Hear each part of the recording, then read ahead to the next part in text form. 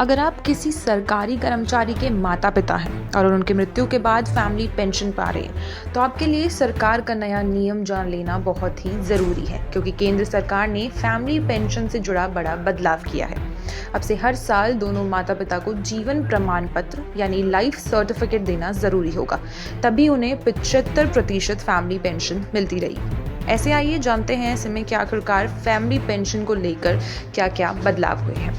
आपको बता दें कि सरकारी कर्मचारी भविष्य और पेंशन विभाग ने कहा कि अगर कोई सरकारी कर्मचारी बैचलर या विधुर है तथा उसकी मृत्यु हो गई है, तो उसके माता पिता को बिना किसी आय की शर्त के फैमिली पेंशन मिल सकती है। अगर दोनों माता पिता जीवित हैं तो उन्हें आखिरी वेतन का 75% पेंशन दी जाएगी। अगर सिर्फ एक माता या पिता जीवित है तो उन्हें 60% पेंशन मिलेगी। दरअसल पहले नियमों में साफ नहीं था कि दोनों माता पिता को अलग अलग जीवन प्रमाण पत्र देना जरूरी है या नहीं।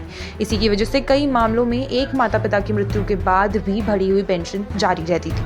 अब सरकार ने इस गलती को सुधार दिया है। नए नियम के तहत दोनों माता पिता को हर साल अपना लाइफ सर्टिफिकेट जमा करना जरूरी होगा। इससे यह सुनिश्चित किया जा सकेगा कि 75% की बढ़ी हुई पेंशन केवल तब तक दी जाए जब तक दोनों जीवित हैं।